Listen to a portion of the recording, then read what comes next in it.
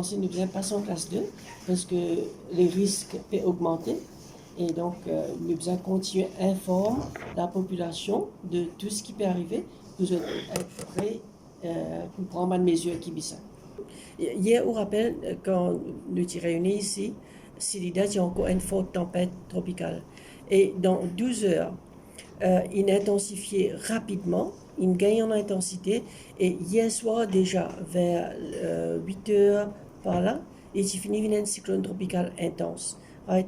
Ce développement-là, au fait, quand arrive une situation comme ça, il demande être un petit peu plus vigilant d'habitude. Ça, c'est une chose. Deuxième chose qui aussi nous a remarqué que Bodili, right, fait un rapprochement de ce trajectoire avec Maurice. Ce qui veut dire que le risque qui nous gagne, une brise ou une rafale un petit peu plus fort fin augmenter. C'est pour ça que nous sortie de 90, nous augmenté à 110. Yeah. Possiblement, nous ne pas la 3 demain, c'est 10 h le matin. En fait, c'est quelque chose qui est capable d'envisager dépendant de l'évolution du cyclone. Right? C'est quelque chose. Normalement, quand nous commençons à mettre un warning, c'est vrai que nous suivons de très très près.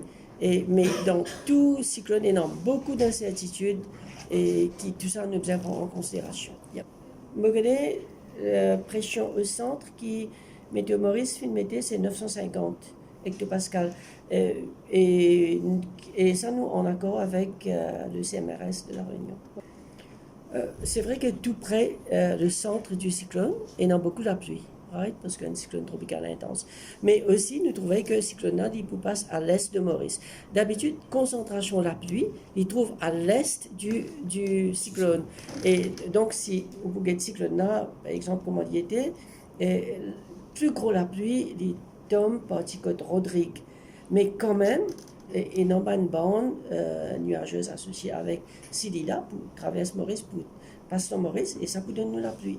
Mais moins de pluie qui, par exemple, qui est à côté, le côté est du cyclone. Avec l'analyse qui nous est ce matin, jusqu'à 10 h ce matin, il est possible que le cyclone est capable de passer aux environs de 140 km à l'est-nord-est de Maurice, et ça peut arriver tôt dimanche matin. Nous finissons mettre un avertissement de classe 1 pour Rodrigue, justement pour informer la population qui est une menace et non un risque qui est capable de grosse averse et aussi vent fort. Oui. Et donc, il va pas la cette heure-là, ce sera autour de combien? Environ 110 km/h. Oui, oui. Mais 110 km/h, disons, c'est pas fixe, right? Tout va dépendre de l'évolution davantage. Nous pensons que quand l'Hippofini traverse le barrage de Saint-Brandon, avec une condition environnementale qui est non, les besoins commencent à affaiblir. Right? De sorte que quand il passe dans le voisinage de Maurice, à l'est de Maurice, il y a un cyclone tropical. Et ça, c'est quelque chose de bien aussi. Ça veut dire que le risque de vent cyclonique est diminué pour nous. Et ça, c'est bon pour le pays, pour toute la population.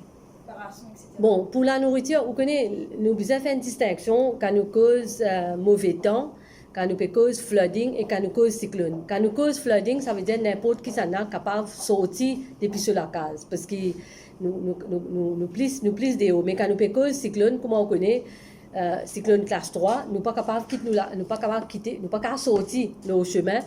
Donc, mais seulement dans tout le centre, pour y aller là, pour y aller de l'eau, pour y aller biscuits, mais over and above ça, donc nous faisons provision pour qu'il y ait un can food.